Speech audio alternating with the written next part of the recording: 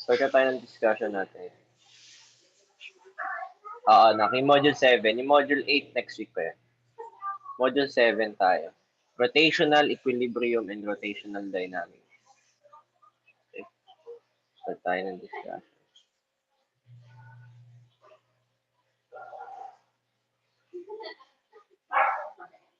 Ito, medyo madali lang naman siya kasi ito yung parang circular counterpart ng ating discussions last time. Kasi last time, we discussed yung kinematics, motion in 1 dimension, 2 dimension, and 3 dimension. Ngayon, yung mga motion doon is along a straight line lang, di ba? So ngayon, itong rotational dynamic, rotation, ibig sabihin may circular tayong path na sinusunod. Okay? So magagamit pa rin natin dito yung mga concepts na na-discuss natin during your first semester. Narinig ba akong maliwanag? Pakitthumbs up na lang kung narinig ko maayos. Kung naiintindihan ako, thumbs up. Okay. So ano ba yung una nating i-discuss dito? Kindly proceed sa page 176, yung pinakaunang-unang page dyan sa module 7 ninyo. Nakalagay dyan, we'll discuss about rotational inertia and rotational and moment of inertia. Rotational.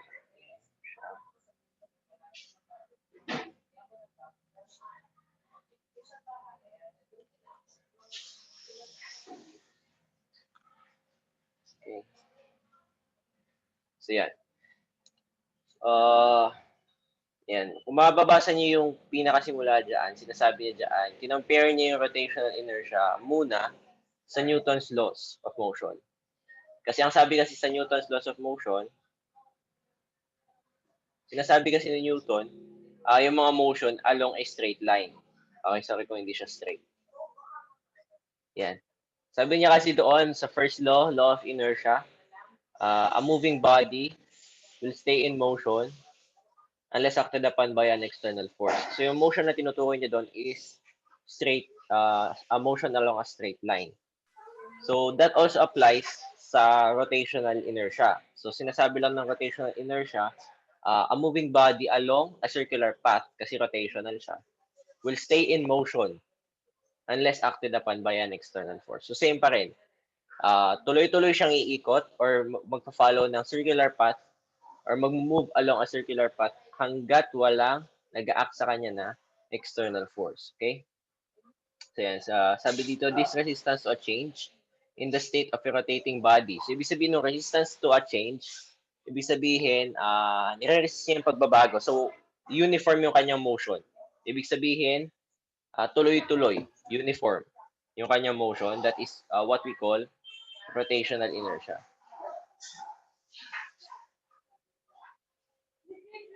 Rotational.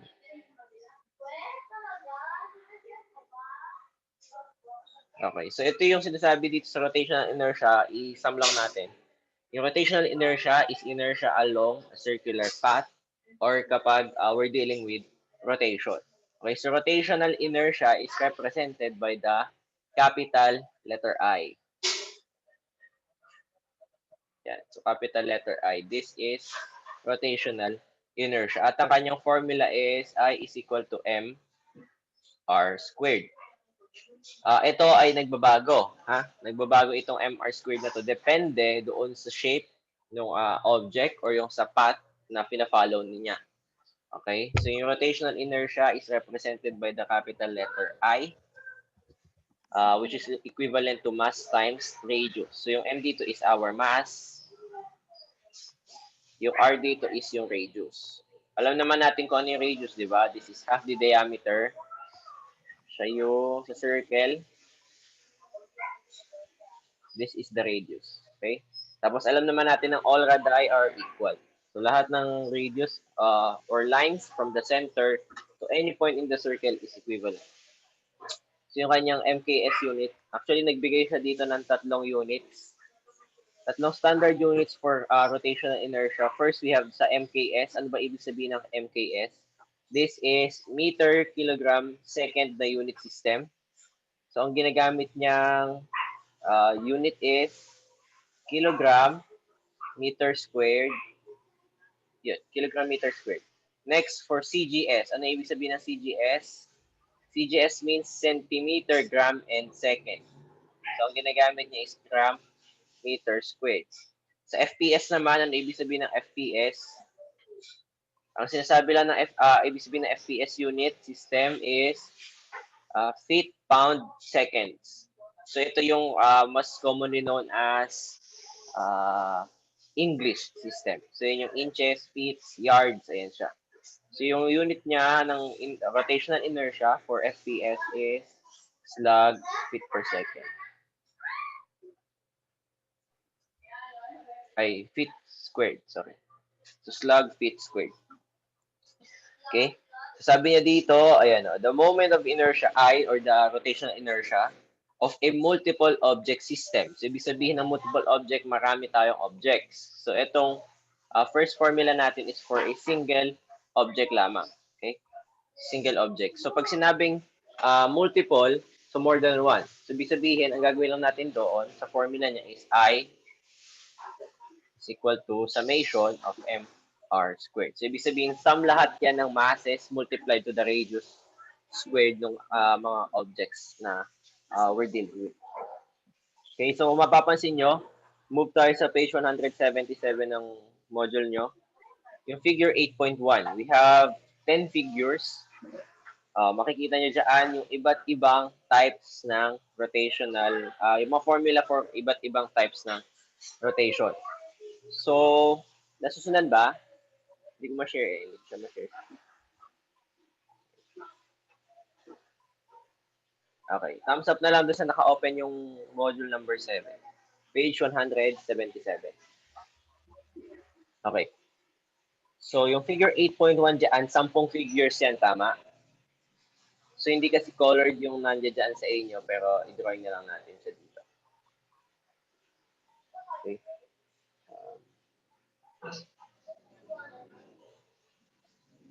Okay. So, sa first figure, sa upper left, sa topmost left, yung nakalagay dyan is hoop about cylinder axis. So, ibig sabihin ng hoop dyan is circle lang. Circle lang siya. So, wala siyang width yung circle niya. Okay, so ang kanya, so ito yung kanyang rotational axis. Okay, so yan yung axis in consideration na tinatawag. So, ibig sabihin, dyan siya umiikot. Okay, so dyan siya nag-rotate. Parang sa Earth lang, yung axis natin is tilted. Ayun yung iniikutan niya sa kanyang rotation. So, yung kanyang figure will be yeah. Okay. So, iyan siya. This is hoop about a cylinder axis. Okay? So, yung kanyang formula na ginagamit is I is equal to mr squared. Same lang din. So, yung R niya is dito, this is the center of the hoop or yung circle. Tapos, yung line papunta doon sa circle, this is our radius. Okay? So, this is our axis. Ito yung iniikutan niya. So, ibig sabihin pa paano yung rotation niya, it's either counterclockwise or clockwise. Okay? So, medyo i-visualize na natin to dahil hindi na two-dimensional yung ating mga figures. Ano?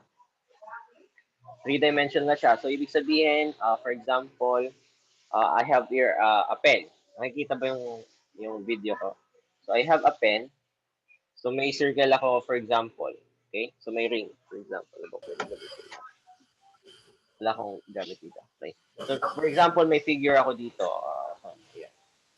Yung ikot niya is, it's either clockwise or counterclockwise lang. So, yun yung rotation niya. Next. Yung nakatabi niya, halos same lang din. Okay? Pero meron na siyang weave. May kapal na yung cylinder niya. Okay?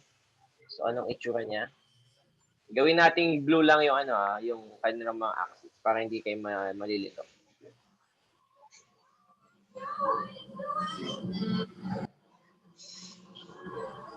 Gimbo? Galing lang po. Paano nila na gimbo? Wow, this car does anything I say. Now, okay, ngayon, ang figure niya is, ano na siya, annular cylinder. So, ibig sabihin, meron na siyang width. May kapal na siya, okay? So, yan. This is still the axis. Yung axis natin is yung color blue pa rin, para hindi ko na-indicate next time na mag-illustrate tayo. So, kulay blue pa rin siya. Ngayon, ito na yung ano niya, R sub 1 and R sub 2. Hindi ko makita maayos. I think ito yung R sub 1, yung smaller, then yung R sub 2 is yung sa bigger. So, kasama na yung bigger ata. Okay, verify natin. Okay. So, yung R sub 1 is yung radius from the center to the smaller circle. Then, yung R sub 2 will be the radius from the center up to the outermost circle. So, sa pinakalabas siya. So, ang formula na ginagamit sa kanya is I is equal to M over 2, this is mass over 2, times R sub 1 squared plus R sub 2 squared. So, yan siya. So, yan yung unang first two formulas natin. Ulitin ko lang, this is a hoop. Tapos ito is annular cylinder. So, ibig sabihin yung annular, meron siyang width cylinder. Okay? So, ito kasi wala siyang, wala siyang outer circle, wala siyang inner circle, kasi circle lang siya mismo. Ito, we have outer and inner circle. Okay? Thumbs up ko naintindihan yung unang dalawa. Yan. Okay? Next. Ibig sabihin ng annular cylinder, void yung loob, ha? Void yung loob niyan. Next. We have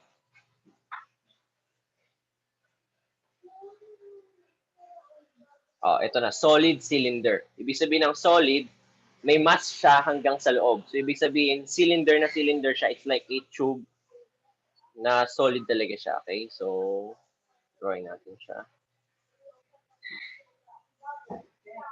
So,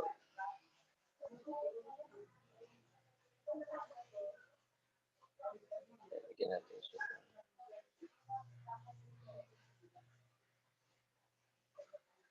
Sorry for the illustration. Ibig sabihin yan, solid siya. So, solid cylinder to. Solid cylinder. Ibig sabihin, may mass siya all throughout. May mass siya sa loob. So, ang formula lang niya is I is equal to M R over 2, ay R squared over 2. Okay, so yung radius pa rin natin is from the center to any point outside or doon sa kanyang circle. Then, ito ay meron tayong length. Okay, so this is the height, kumbaga, or length.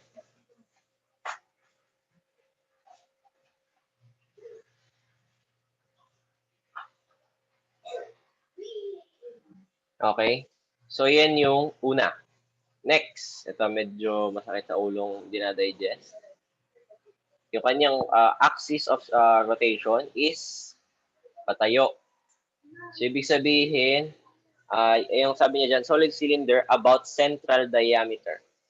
So, nakasunod siya sa diameter. Ano ba yung diameter ng circle? Yung the longest chord. Okay? So, drawing natin siya.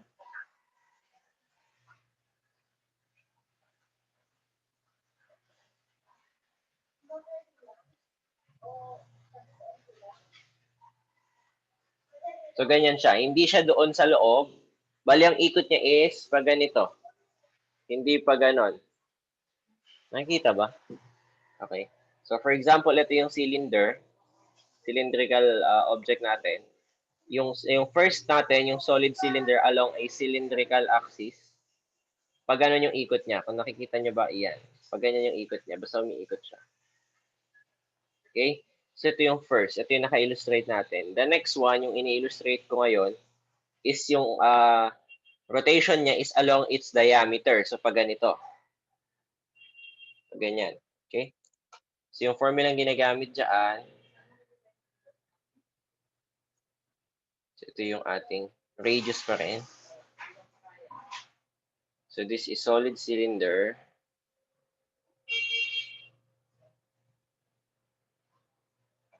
Along diameter, along the central diameter. Ang formula ang ginagamit sa kanya ay is equal to mr squared over 4 plus m L squared over 2. Ay, over 12 rather. So, yung length niya is yung haba ng ating cylinder or yung disc. Okay? Next.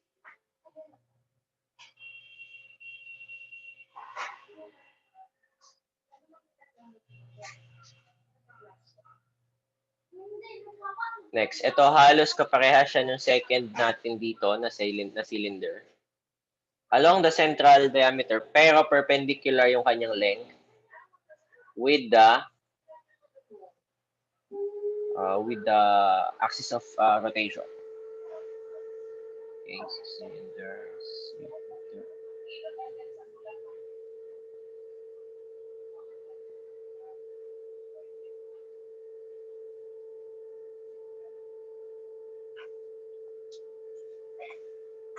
Okay na daw ba yun? Okay, so radius pa rin to. Radius. Ito pa rin yung length niya. Pero ngayon, the length is parallel. So yung symbol na yan is perpendicular rather. Perpendicular to the axis of rotation. So perpendicular to the axis. Ang formula na ginagamit natin is mawawala lang yung mr squared. I is equal to m L squared over 12. And yung our last example is yung rotation niya perpendicular doon sa end, sa dulo. Paano yun i-illustrate? Ganito. So yung dulo ng cylinder, ito yung harap ng cylinder. So yung ikot niya will be, kung familiar kayo sa sa page design, ito yung pag-ikot niya sa dulo.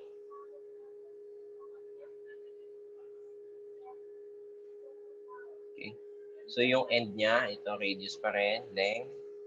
Formula natin dito is end perpendicular to the axis. Formula natin dyan ay is equal to ml squared over 3. Okay? Illustrate ko lang siya. Ito for example, I have here the pen. Yung cylindrical object natin. Ulitin ko lang yung first case natin. Rotation is along its cylindrical axis. So, along the axis na ito. So, nakikita nyo man yung aking video. Okay? Then, the second one, yan, pag ganyan siya. Along the central diameter. Okay? Next, perpendicular. So, ibig sabihin, perpendicular yung rotational axis niya to its length. Okay? So, perpendicular. Then, our last one, ito yung axis niya. Doon siya umiikot. Kumbaga, parang nag-revolve siya. Yung dulo lang yung nakakabit. Okay? Thumbs up kung naintindihan nyo sa cylinders. So, wala nakaintindi sa cylinders. Yan, sige. Okay. Next, sphere tayo. Ito mas madali siguro, sphere. Okay lang naman, basta matatandaan nyo lang yung mga formula. Pag sagot naman kayo, naka-open notes naman yan. Okay? So, rotational axis natin is blue pa rin. Rotational axis natin. Then I have a sphere.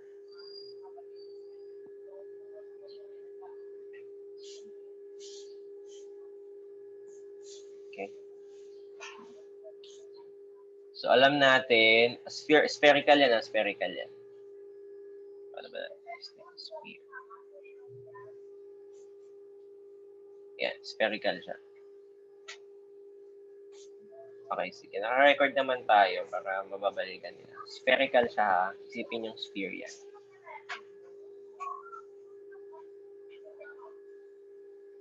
Yan.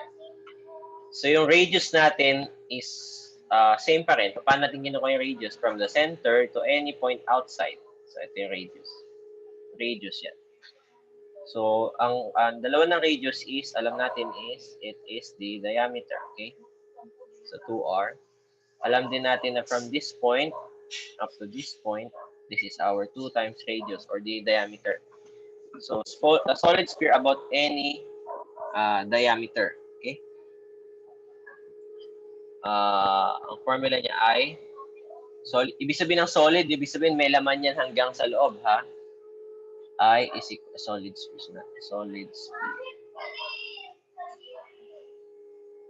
I is equal to 2mr squared over 5. Next. Ito naman, spherical shell. Ibig sabihin ng spherical shell, walang laman yung kanyang loob. Okay? Spherical shell. Along its diameter. Sabihin natin na sphere siya. Jay, ito nga pa, lalagyan pa ng ano. Yung Okay. So yan, ito ay spherical shell.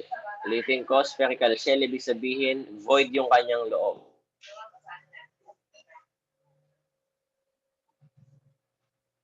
So, same pa rin. This is still our radius. So, formula niya, I is equal to m r, is equal to 2mr squared over 3.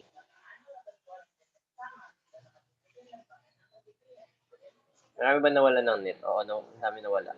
Sige, naka-record naman tayo, mga anak. Balikan na lang nila, tapos nandiyan din naman sa module yung sinasabi ko. Tsaka nasa page 2 pa lang tayo. Ano yan, 27 pages pa yung i-cover natin.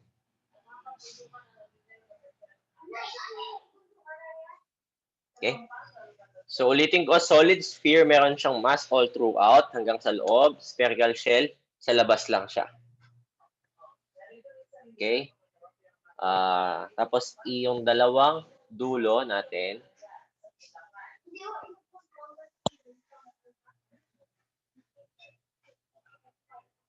yung pinakaunang-una natin, hook.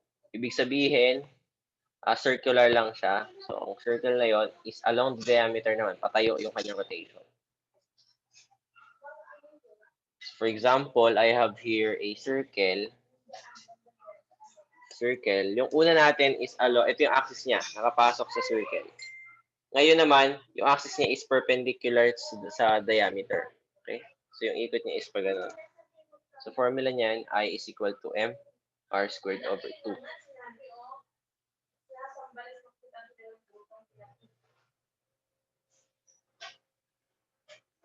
And yung last one, ito, slab. Ibig sabihin ng slab is rectangular prism. Okay? Or, prism. Kasi yung pyramid is. Okay, so rectangular slab. Ibig sabihin, meron siyang length, width, and length and width. Okay. So, yung rectangular slab, picture. Nasa gitna pa rin ha, nasa gitna pa rin yung kanyang rotational axis. Sa gitna. Sa gitna. Approximation. This is, it's width A, length B. Okay? So, ang kanyang, this is perpendicular. Perpendicular.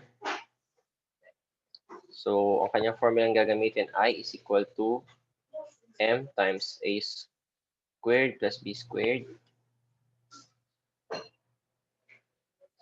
all over 12.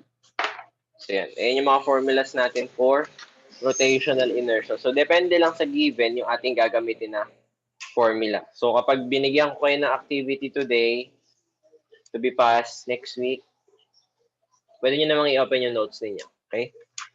So that is rotational inertia.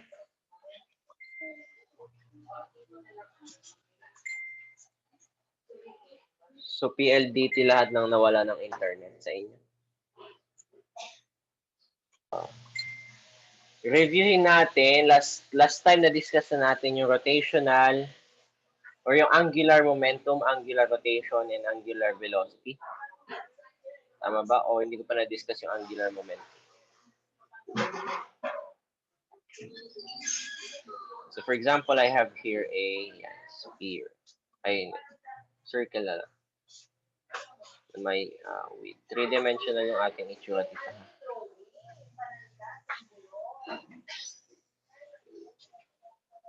Okay. So for example, I have a wheel. Isipin nyo na wheel yan. This is our delta theta. This is our radius. Last time na discuss natin, ito, tingnan nyo, yung ating linear acceleration and velocity is perpendicular to the radius. Okay? Ibig sabihin, tangential. What do we mean by tangential? So, tangent yung velocity to the radius. So, ano ba yung formula natin? Review natin. Rotational angle. Anong formula natin for rotational angle?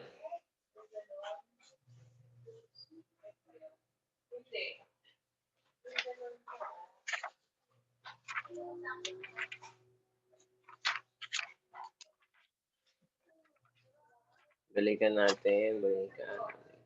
Yung ano po.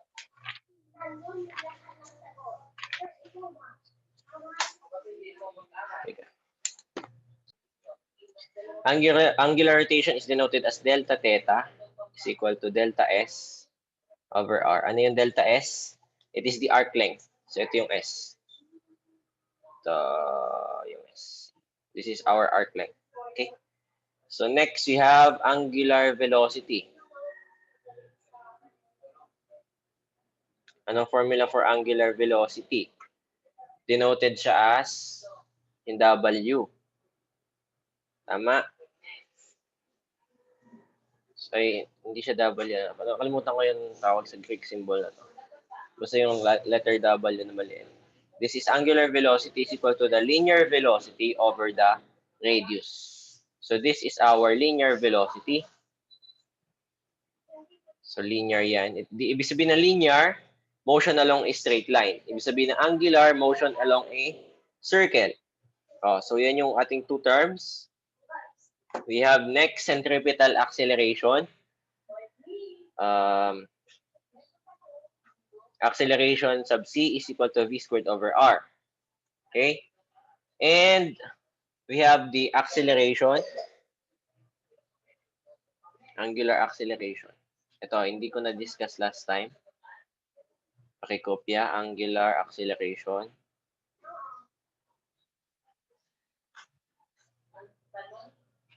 Angular acceleration is equivalent to alpha. Alpha, yan. Is equal to angular velocity over change in angular velocity over change in time.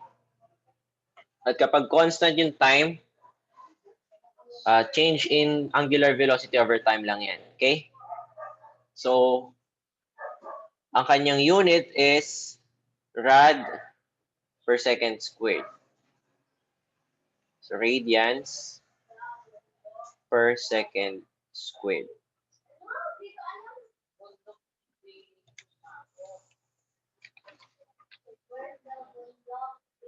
Okay? So, yung angular acceleration natin, like linear acceleration, is also a vector quantity. So, this is also a vector quantity. So, ibig sabihin, it can be denoted as positive and negative. So, yung positive dyan, Kapag yung ikot niya is clockwise, this is positive. Kapag ang ikot naman niya is counterclockwise, that is negative. Or not necessarily, basta forward, positive. Pag backwards, negative. So, i-denote lang natin siya as negative kapag sinasabi natin yung opposite direction. Kasi sa vectors, we have positive, that is the forward position or forward direction, and yung negative is yung kanyang opposite. Okay? So, try nating mag-solve. Pakilabas yung inyong mga calculators. Ayun na. Sir, wala daw. Okay, sige. Naka-record naman to. Upload na lang natin. Okay, so kindly go to page 180. Yung calculating the angular acceleration and deceleration of a bike wheel. So I have a bike wheel. Tapos nakakabit siya yan. Okay. So yan. Example 8.b. Suppose a physics student puts her bicycle on its back. So ibig sabihin, nakabaliktad yung bicycle. So yung wheels niya is nasa taas. And starts the rear wheel spinning from rest. So emphasize ulit natin, from rest. So nag-start siya from rest. So ibig sabihin lahat ng initial na mga values natin is 0. So a final angular velocity. So yung angular velocity niya, alpha f is equal to 250 RPM. So ibig sabihin ng RPM, revolutions per minute. So ibig sabihin hindi siya naka-standard unit. So yung time na elapsed niya is 5.00 seconds. So yung alpha 0 niya is 0 kasi nag-start siya from rest. Yung alpha f niya, yung angular velocity final is 250 revolutions per minute.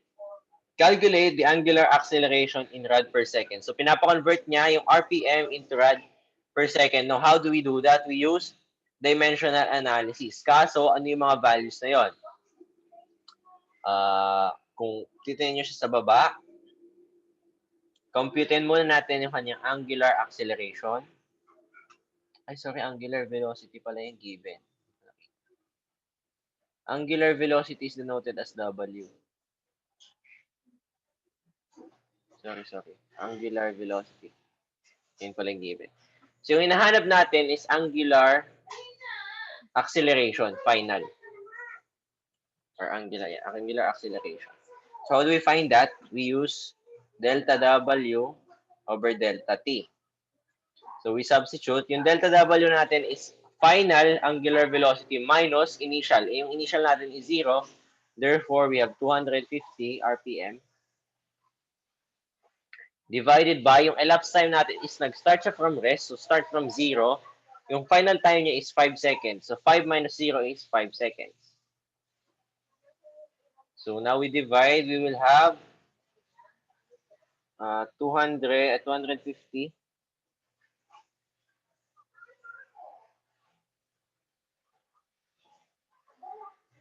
Okay, so hindi nga siya naka-standard.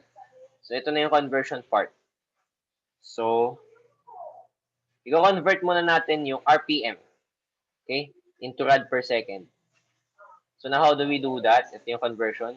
So, yung delta W, ito yung change in angular velocity natin, is equal to 250 RPM.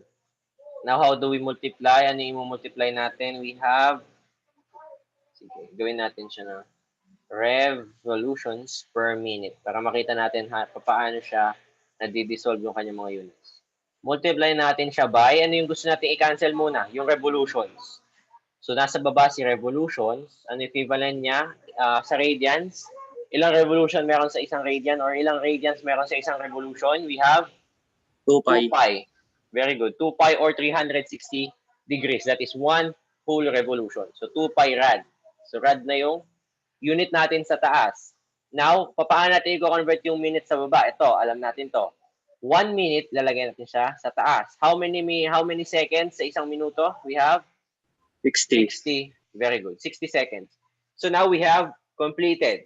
We can now convert yung revolutions per minute into rad per second. Okay?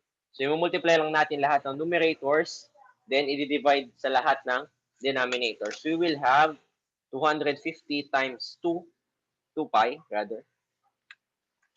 So enter nyo lang yung pi sa calculator, divided by 60. Now we will have 26.2. Three significant figures lang yung kinuha niya, rad per second. Okay? Kasi ang lalabas sa sagot dyan is 26.17993878. Eh dahil 3 significant figures lang yung kinuha niya sa 5.00 susundan natin, so we will get 26.2. Now we have converted yung revolutions per minute into rad per second. Now we can substitute it back to the solution natin dito. Substitute natin siya pabalik. Now we will have, gawin natin siya kulay green. So we will have 26.2 rad per second divided by 5 seconds. So 5.00 seconds. Now, we divide normally. Ang lalabas nating sagot is 5.20. 5.24. Ngayon, ano yung unit niya? Rads or rad per second squared. Kasi second over second is, rad per second over second is rad per second squared. So, yan yung ating sagot. So, yung letter A natin, the angular acceleration in rad per second squared is 5.24. So, check na tayo kay angular acceleration. Next, ano yung tinatanong niya kay letter B? If she now slams on the brakes, so ibig sabihin mapupunta siya sa stop, hihinto siya, causing an angular acceleration of negative 87.3 rad per second squared, how long will it take the wheel to stop? Tingnan natin yung strategy niya for letter B. In this part, we know the angular acceleration and the initial angular velocity. So, ang angular acceleration niya,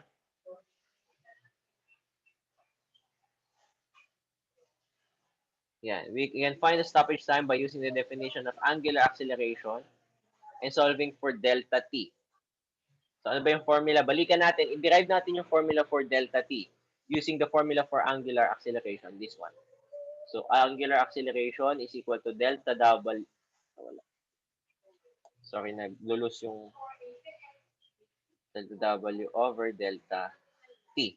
We multiply both sides by delta t, divide both sides by alpha. We have delta t is equal to delta w over angular acceleration.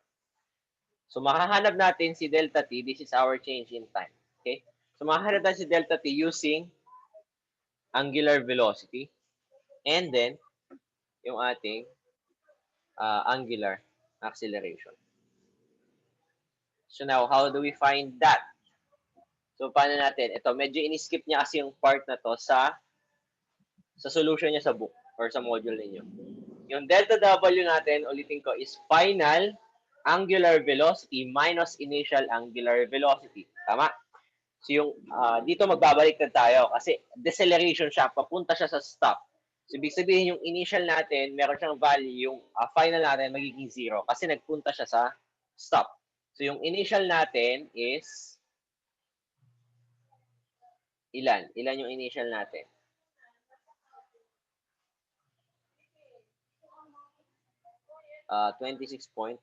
Final muna pala. Final minus initial nga pala. Sorry, nawala ko. WF minus WO over alpha. Okay? So, yung WF natin is 0 kasi 0 yung final angular velocity dahil we halt. Nag-stop tayo. In-stop natin yung pag-ikot niya. So, yung initial natin, na-convert natin, gagamitin natin yung rad per second. Na-convert natin na 26.2. Ito yung angular velocity niya. So, 26.2 rad per second divided by, ito, hindi natin gagamitin yung nakuha nating sagot sa A kasi pinagbigay siya sa B. So, ang gagamitin natin is negative 87.3 rad per second squared. Now, we divide. Negative 26.2 divide by negative 87.3.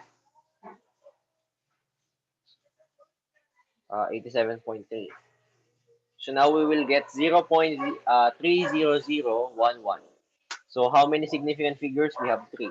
So now we have 0.300 seconds. So ibig sabihin, within 0.3 seconds, ayun yung nag-stop siya. So it took 0.3 seconds to stop. Kasi nag-exert tayo ng negative 87.3 na acceleration backward. Okay? Naintindihan? Thumbs up po, naintindihan? Yung solution nasa book, kung hindi nyo ako naintindihan magsalita, you can try to understand it dyan sa inyong mga modules. Dyan naman yan. So, bine-verify lang natin kung tama yung solution niya sa book. Kasi yung may mga times na nagkakamali yung solution niya. So, tama naman yun. So, tama. Now, we derive, ito, linear acceleration and tangential acceleration is the same. So, define lang natin siya. Linear acceleration. This is also called tangential. Ito yung sinabi ko kanina. Tangential acceleration. So, ibig sabihin, yung acceleration niya is tangent to the radius. So, pakita natin. So, ito yung kanyang radius. Yan, this is our radius R. Center ng ating circle or yung path. Tapos, yung ating velocity is perpendicular.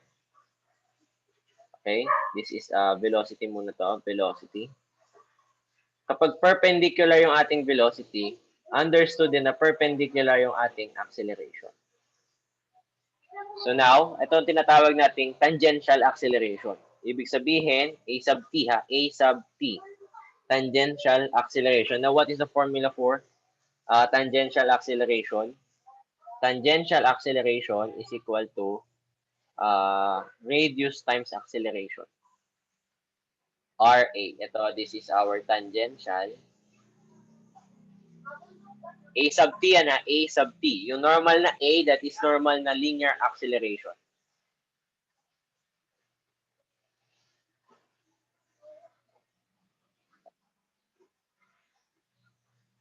Linear. This is, ibig sabihin, ito yung, ito siya. So yung R natin dito is radius. So, yan siya. Questions tayo sa rotational acceleration, rotational velocity, angular acceleration, angular velocity. Naintindihan naman ba? So far, naintindihan? Isipin nyo na kayo isang oras na kagad tayo doon. Next, we will have torque. Okay, ito torque. Ito si torque. Ang definition niya, it is the turning or twisting effectiveness of a force. Turning and twisting. Effectiveness. Oh my God, nagloloko. Tablet to twisting. Effectiveness.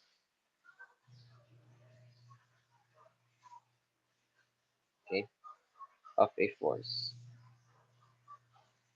So marami din tayong cases dyan. Kung makikita nyo, we have 6 cases. Page 183. Yung explanation ng bawat case nandiyan dyan sa right side, figure 8.8. Pahapyawan lang natin. Sinasabi lang ng torque, kung effective ba yung in-exert mong force na mag-result into a rotational movement. Kung mapapansin ninyo, it deals more with sa hinges.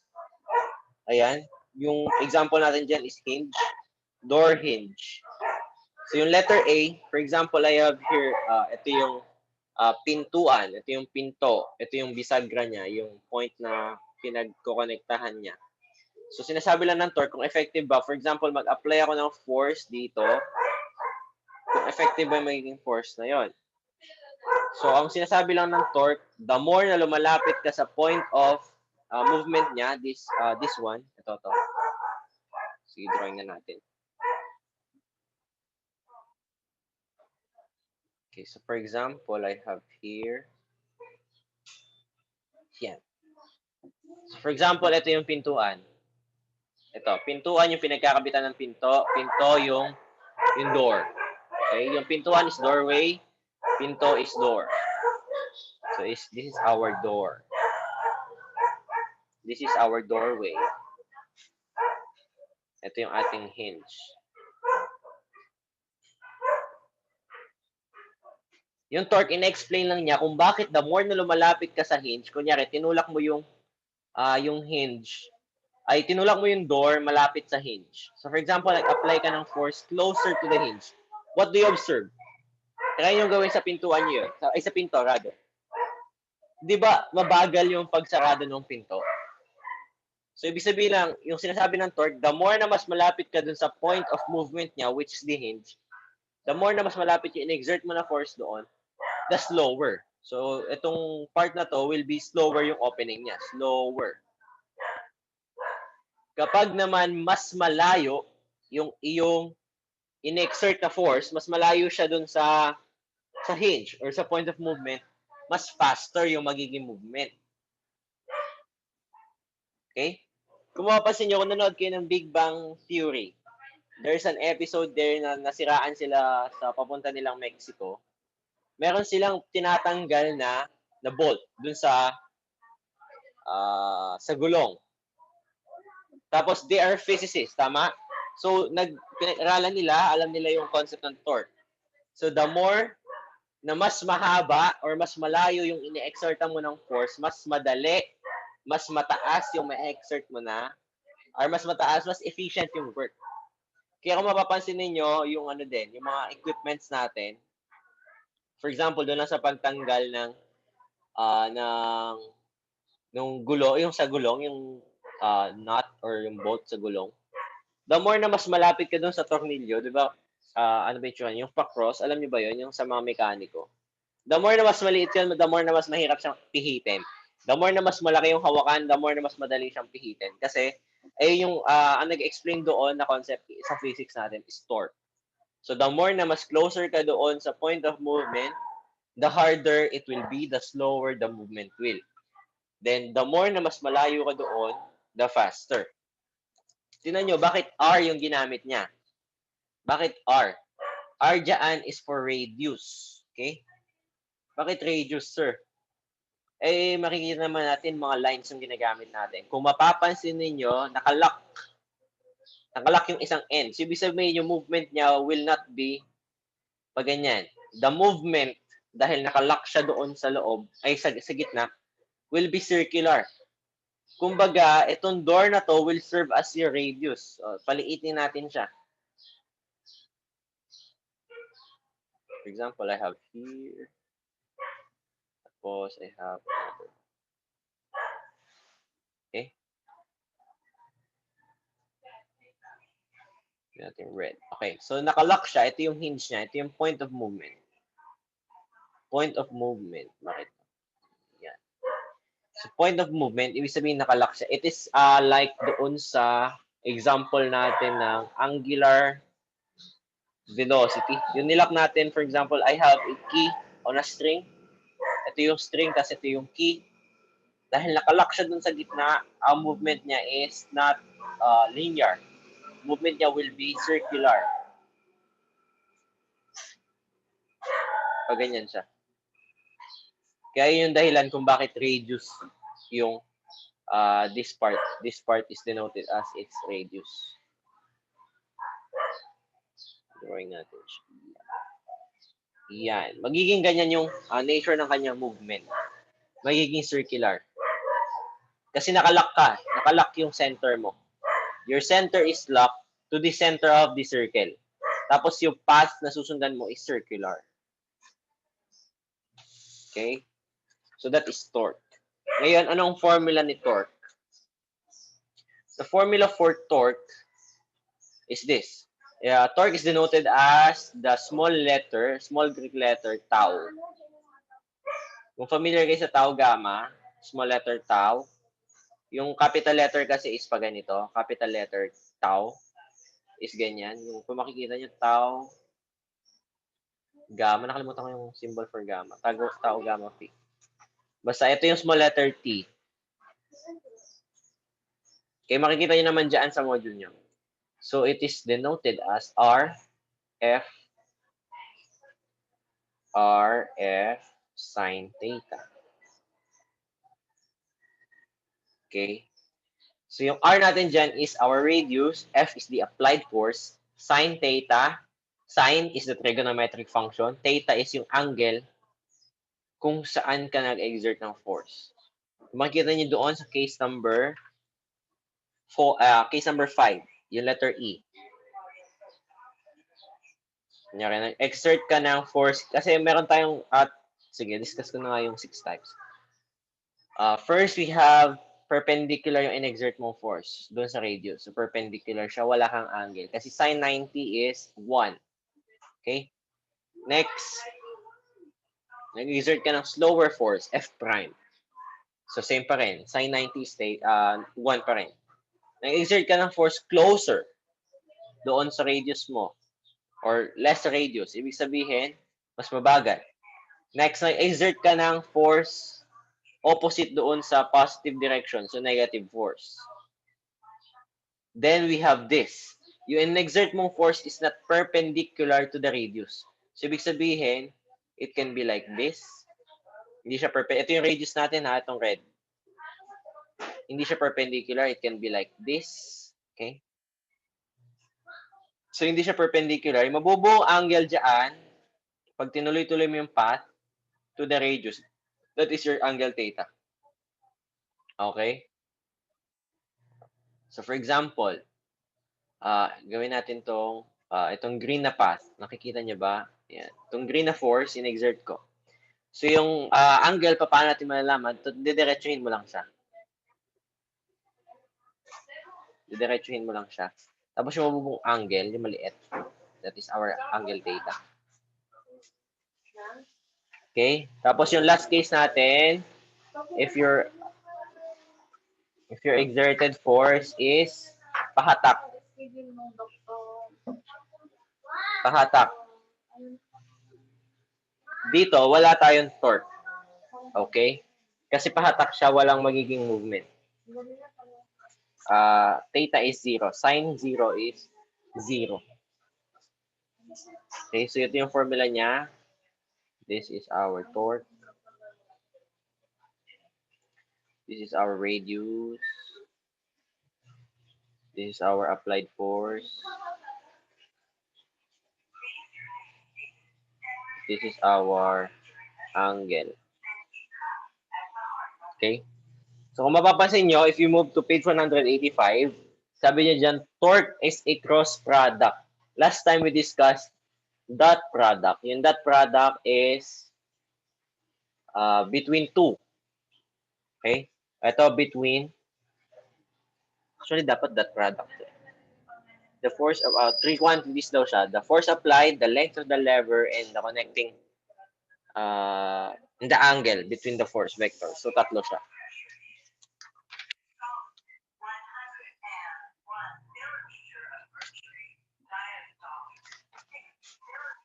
Okay, so kuha tayo ng example. 11:02 na. Kuha tayo ng example. Move to page 189. Yung may seesaw na problem. Illustrate natin siya. I have here yung, this is the pivot. Yan yung triangle sa gitna niya. Then we have two kids. I-label ko na lang silang bilog, ha. Yan. So, kung mapapansin nyo yung mga, ano natin dyan, mga forces. We have here, ito pataas na force. We have, this is FP, F sub P. Ibig sabihin that it's the force being applied doon sa pivot. Or yung, the force applied by the pivot, rather. Then, we have this one. Ito, i-denotan siya as mass number 2. Isipin natin mga bata yan, mass number 1. Then, yung pababa na ano dyan, na force nila will be their weight force. Okay? So, alam natin ang formula ng weight force. Nakakalimutan na. So this is our weight sub 1. This is our weight sub 2. Okay? So alam natin yung weight force is calculated as mass times 1 gravity. Mass times 2. Ay, mass sub 2 rather. Mass sub 2 times gravity. So yung distance nila, yung layo nila from the pivot point, that will be our radius 1 and our radius 2. Radius 1, radius 2. Okay? So ano sa tingin niyo yung magiging free body diagram natin? Actually, we have 3 FBDs. Dami-dami FBD pala natin dito. So I have here 3 FBDs. The first one yung sa bata na M sub 1. So this is weight niya, radius. Sa kid number 2, radius, weight niya. Then yung sa pivot, pataas. So i-combine natin yan. We will have a pivot, radius 1, radius 2, weight 1, weight 2. So yan siya. So kung titingnan natin, ano yung naging strategy niya to solve? Ano pala yung tinatanong niya? The two children shown in figure 8.13 are balanced on a seesaw. So ibig sabihin meron ka state of equilibrium of negligible mass. Yan. The first child has a mass of 26 kilograms. Note ha, hindi magkaparehas yung mass nila. So mass number 1, ay mass ng first kid is 26 kilograms. Then sits 1.60 meters from the pivot. That will be our radius 1. Radius 1. So yun yung distance niya mula dun sa pivot. That is the pivot point. Ito yung pivot. Okay. So yung next child has a mass of 32 kilograms. M sub 2, 32.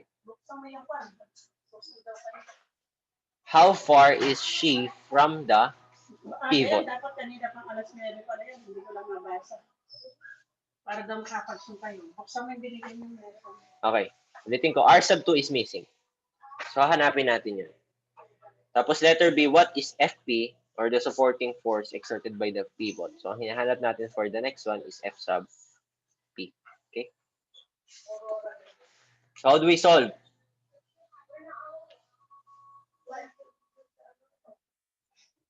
Okay. So makikita nyo, perpendicular yung ating mga forces, perpendicular, yung weight force to the pivot. Kasi state of equilibrium, may sabihin, flat or horizontal. Parallel to the horizontal axis siya. Pag state of equilibrium, parallel to the horizontal axis, ibig sabihin wala siyang tilt. Parallel siya. So ibig sabihin, pag parallel to the horizontal axis, perpendicular to the force of gravity.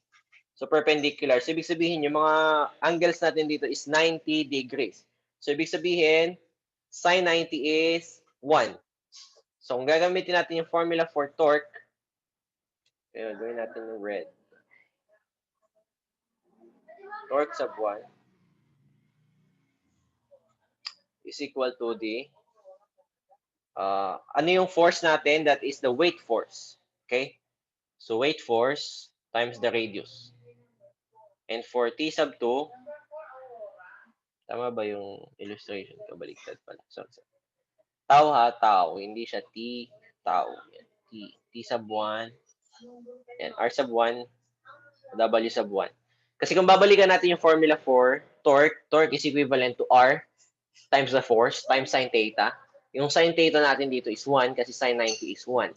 So yung force natin is the weight force being applied by the children. Next, we have T sub 2 or torque sub 2. We have R sub 1, R sub 2 rather. Yung distance niya times the weight sub 2.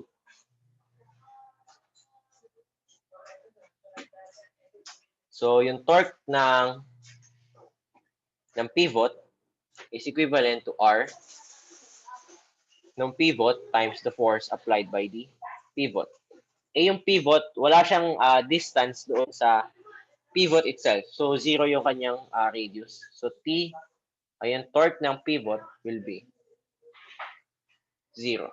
So, we're dealing with this one and this one only. Okay? Gawin natin kulay blue yung torque ng pivot.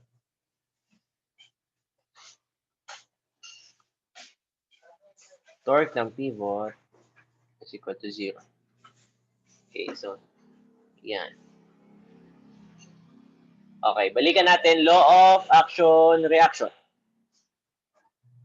So, yung solution natin gawin natin red.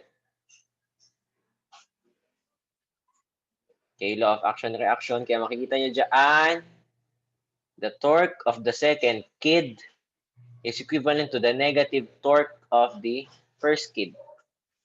Okay? Tsaka kung makikita mo, dito sa ating free body diagram, this is the torque of the second kid.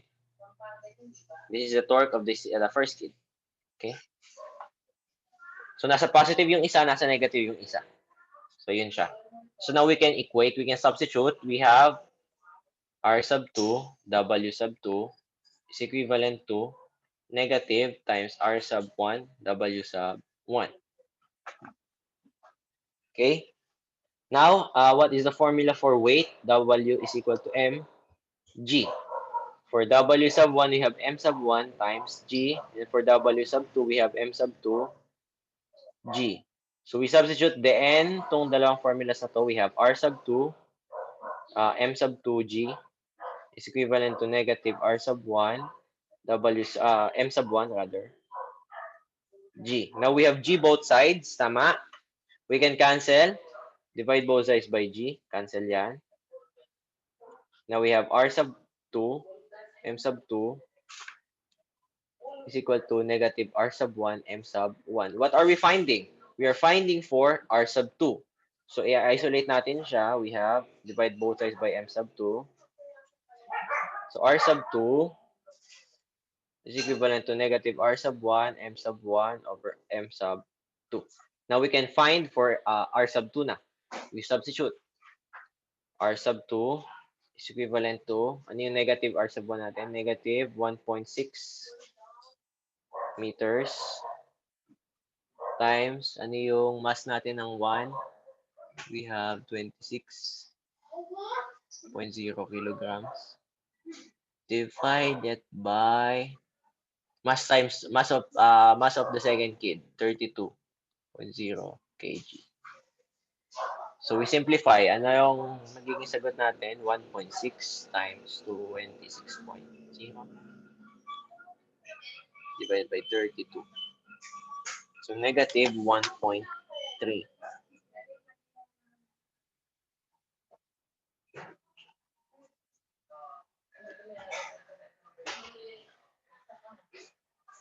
So negative 1.3 meters kasi going to the left. Okay? So this is 1.3. So yung distance ng first kid is 1.6. So to achieve an equilibrium, kailangan yung second kid weighing 32 kilograms must be at 1.30 meters from the pivot. Okay? Naintindihan ba? Thumbs up kung naintindihan. Yung solution nandiyan din sa module nyo. Kung gusto nyo, kung hindi nyo ako naintindihan, pwede nyo basahin dyan.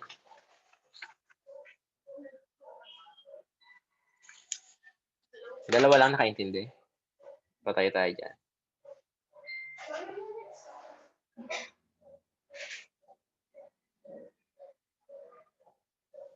Apat lang, apat. Halak ka. 5. O, sige. Obserbahan nyo muna, i-digest nyo muna yung solution natin. Okay.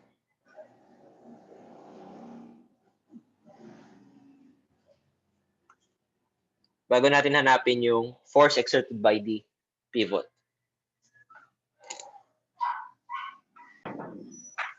A force applied by the pivot.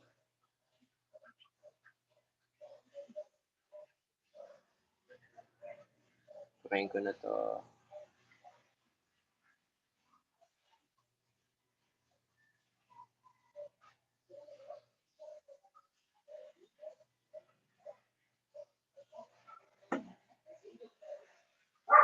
Okay, now we're finding for the force.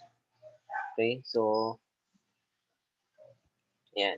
Kung makikita niyo yung solution B, net force natin is 0. Bakit? Kasi we are in a state of equilibrium. Ulitin ko, kapag we are in a state of equilibrium, our net force is 0 kasi equal lahat. So yung net force natin sa x-axis, yung yung positive x is equal to the negative x. So kapag pinag-add mo yun, the net force will be 0. Yung positive y is equal to the negative y. So yung ating net force in terms of the y-axis is also 0. Okay? So sabi dito, all forces are vertical. So patayo siya. So vertical axis, so we're dealing with the y-axis. Okay? So titingnan natin. Ito, we're dealing with the y-axis alone. Alone. So yung net force dyan, this is our FP, di ba? This is our weight sub 1. This is our weight sub 2. Balikan natin yung free body diagram natin. So the the summation of the all forces in terms of the y-axis will be F net, okay, is equal to 0. Kasi equilibrium tayo. So yung F net na yan will be, i-add natin lahat ng components in terms of the y-axis. So alin yung mga positive dyan? We have the positive F sub P. Meron pa ba tayong positive? Wala na. So sa baba tayo, we have the negative weight ng unang kid minus ulit nung weight ng pangalawang kid. This is equivalent to the net force. And as we know, net force is 0. So we have F sub T minus W1 minus W2 is equal to 0. Now we can manipulate the equation. Lipat natin yung mga negative sa kabila. We will have F sub P is equal to W1 plus W2. So malalaman na natin ngayon, ito na yung formula natin for force applied by the pivot. Okay? So ngayon, how do we compute? We substitute ulit. F sub P. Ano yung equivalent ng weight sub 1? We have M sub 1G. Tama? Plus M sub 2G. Now we substitute. F sub P is equal to M sub 1 natin. Mas sub 1 natin. Nabura ko pala. Sorry. Is 26. So 26.0 kg times 9.8 meters per second squared plus yung second kid will be 32.0 kilograms times 9.8 also 9.8 meters per second squared. Now we simplify. F sub P is equivalent to 26 times 9.8. Okay, 32 plus 26 times 9.8. We have 568.4. How many significant figures do we have? We have 3. So ang kukunin natin is 3 lang. 568. What is the formula for force? We have, ano formula for force? Sige, wala na sumasagot. We have newtons. Kinalimutan na. Formula for force, unit for force is newtons. So yan yung force being exerted by the pivot to achieve a state of equilibrium. Okay, so mas madali yung letter B. Nakuha? Sino nakaintindi? Thumbs up pag naintindihan. Okay. Okay.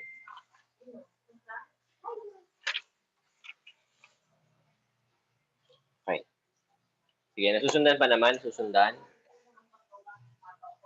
Madali lang naman yung rotational dynamics. Ano lang siya? Circular counterpart lang siya ng motion along a straight line.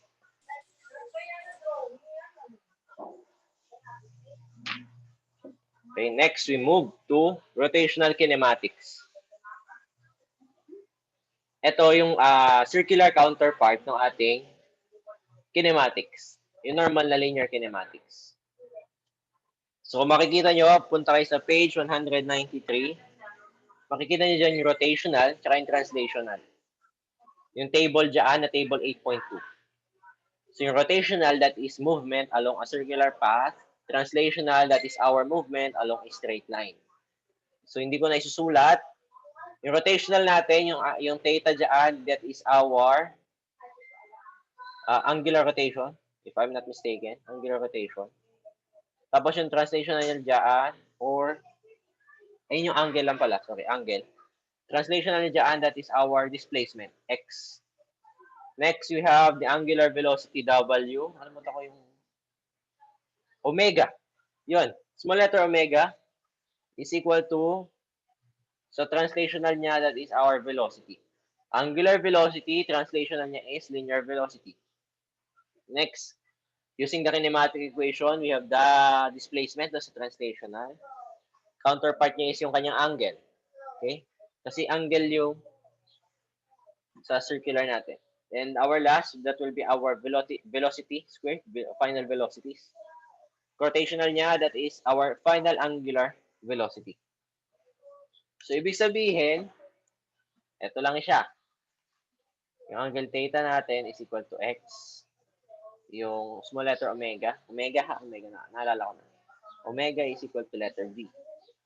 Angular acceleration is equivalent to our counterpart niya na linear acceleration.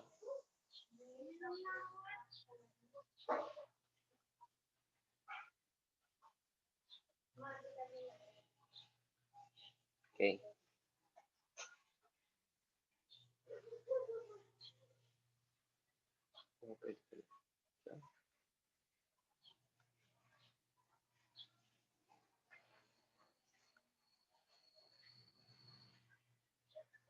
Okay.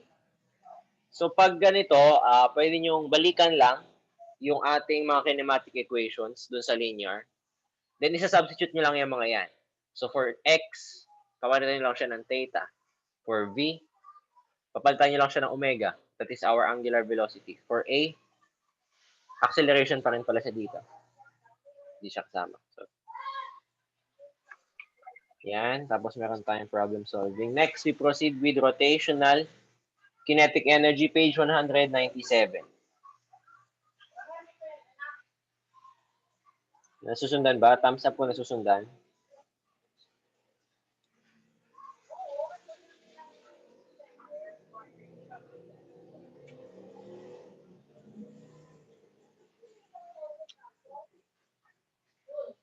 Okay, so yung kinetic energy natin is work, tama? That is ang kanyang unit is Newton meters. Okay, so tingnan natin dyan. Yan, may work na naman tayo. Work. So net work is equivalent to net force times D. This is for linear. Kung naalala nyo pa, net force times D. Ngayon, we're dealing with circular or rotational. So, tingnan natin siya kung paano siya na-derive. Kung paano napunta yung delta S dyan para makita ninyo. So, we have here. Okay. Tapos, i-convert lang natin siya into linear.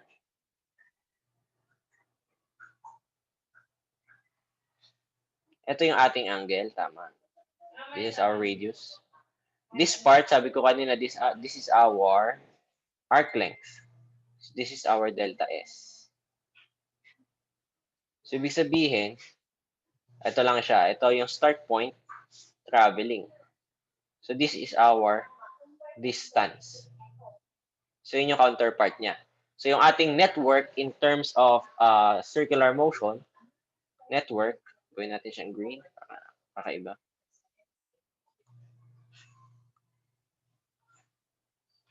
So, network natin is equal to the net force applied times delta S. So, that's our change in the arc length. Okay? So, yan. To get the torque and other rotational quantities into the equation, we multiply and divide. So, mag-multiply lang tayo ng R over R. This is equivalent to 1. So, parang nag-multiply lang tayo ng wala, pero may, ano siya, para lang ma-derive natin yung torque. torque formula natin. Ulitin ko, yung tau is equal to RF. Diba?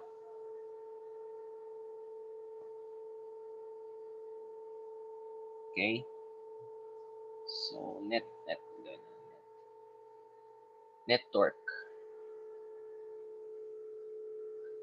Net torque is equal to radius times the net force. Okay? So, multiply lang natin to. We will have R times F net times delta S over R. Paano siya nangyari? Yung numerator, ito siya. Ito yung R. Yung denominator, dito ko dinikit. Then, alam natin ito, this is equivalent to our this net torque. So, net torque, ito equivalent. Saan to equivalent? This is equivalent to our delta theta. Yung angular rotation natin. So, times theta. So, ito yung ating network using the torque formula. Now, we substitute. Ano yung formula natin for net torque? Equivalent din siya into net torque is equivalent to inertia times the angular acceleration. So, substitute lang natin siya. So, we will arrive at the formula network is equal to I times angular acceleration times theta. So, ito, hindi yan relationship ha. That is the formula. Network is equivalent to rotational inertia times angular acceleration times theta. So, yung kanyang SI unit pa rin is same.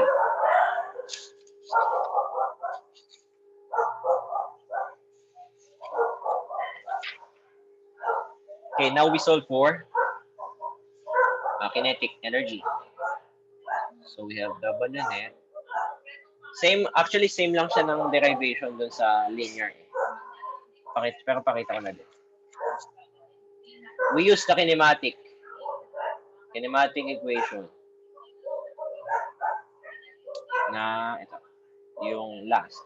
The final angular velocity is equal to the initial angular velocity squared plus 2a theta. Okay? I-derive natin yung angular acceleration times theta. We will get W sub 0. Sorry, W squared minus omega pala. Omega squared minus omega sub 0 squared all over 2. So now we use that. Substitute natin siya into the dito. Substitute natin siya dito. So our network will be I times the whole of this.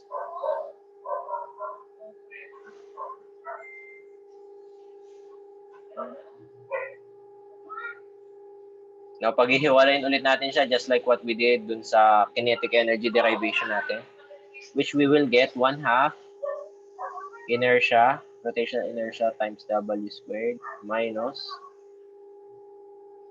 1/2 inertia WO squared.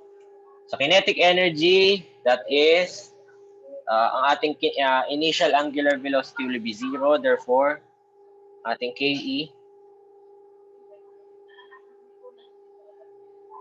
sub rot or rotational kinetic energy will be equivalent to 1/2 I W squared or I omega squared rather. Omega squared. Okay, sabihan, the expression for rotational kinetic energy is exactly analogous to the translational kinetic energy with I being analogous to M. Diba yung ating kinetic energy ng along a straight line or linear kinetic energy is equivalent to 1/2 mv squared. Sabi niya dyan, analogous daw. Ibig sabihin, pwede natin i-substitute lang. I is equivalent to M and V is equivalent to D omega. Kaya yun, napalitan lang yung M, napalitan lang yung V. Pero same pa rin sila, ibig sabihin analogous. Okay, ibig sabihin analogous. Okay? Thumbs up kung naintindihan. Thumbs up kung hindi naintindihan.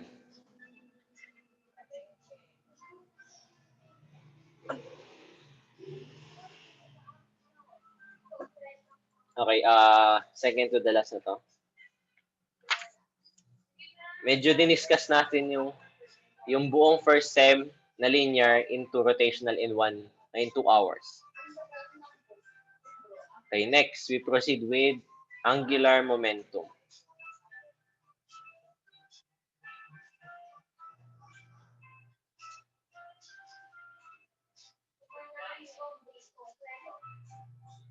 So, angular momentum, this is momentum along a circular motion or circular path. So, it is denoted as capital letter L. Tapos, analogous din siya sa linear momentum. O, balikan natin yung formula ng linear momentum. P is equal to mv. Ano equivalent ni m tsaka ni v? Ang equivalent ni m sa angular is I. At ang equivalent ni v is yung omega. So, pag sinubstitute natin, I, omega. L is equal to U. Yan. IW. So, that is the formula for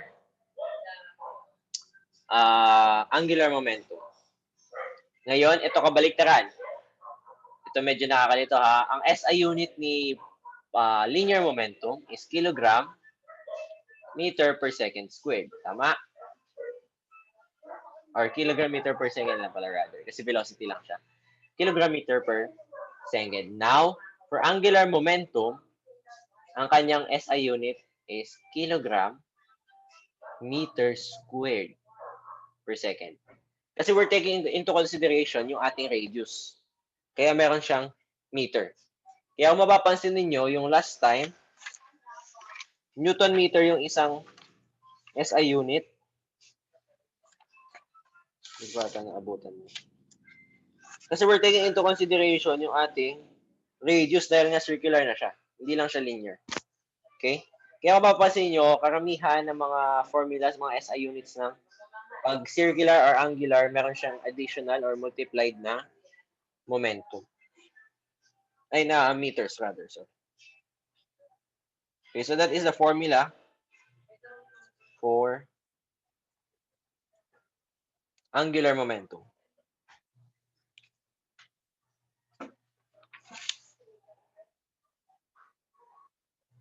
And kung gusto nyo i-calculate yung angular momentum ng Earth, nandiyan siya sa example 8. Next, i-represent natin yung angular momentum in terms of torque. Now, how do we do that?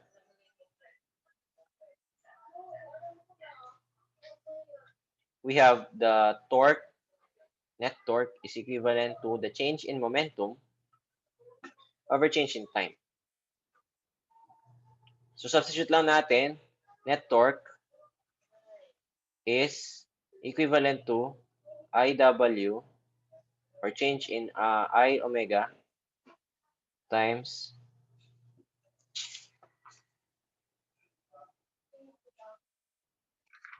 I over delta T. Kasi analogous lang naman siya. And ito, force is equivalent to delta P over delta T. Ito yung pinanggalingan niya. Analogous kasi si torque kay force applied. Okay? So force, net force.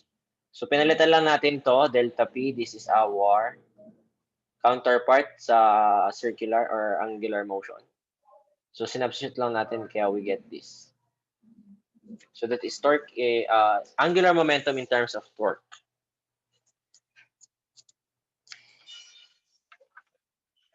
So now, ito na yung last. Conservation of angular momentum. Last time, we discussed about conservation of linear momentum, yung normal na momentum.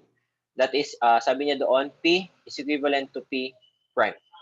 This is momentum before collision. This is momentum after collision. Before, after. Okay? So, ganun din yung ating concept in terms of angular momentum. So, sa angular momentum, it is equivalent to angular momentum after collision. Yan siya. So, ibig sabihin, if we substitute, we will have IW or I omega or in inertia times angular velocity is equivalent to inertia prime, that is after collision, times same angular velocity. So that ayun lang sinasabi ng law of conservation of angular momentum. Sinusundan lang din niya yung conservation of linear momentum. So parang hindi naman tayo mahirapan masyado. To sum it up, yung rotational dynamics natin is equivalent also or translational to our linear dynamics. So yung mga kinematic equations natin sa linear movement, pwede natin siyang gamitin sa circular or angular movement. Papalitan lang natin siya ng mga certain variables which are also analogous. Pag sinabi nating analogous, ibig sabihin equivalent or counterpart niya in terms of linear dynamics. Okay? Stop share tayo. Okay. So yan. 23 na lang tayo. 23 na lang. Ayan. Do you have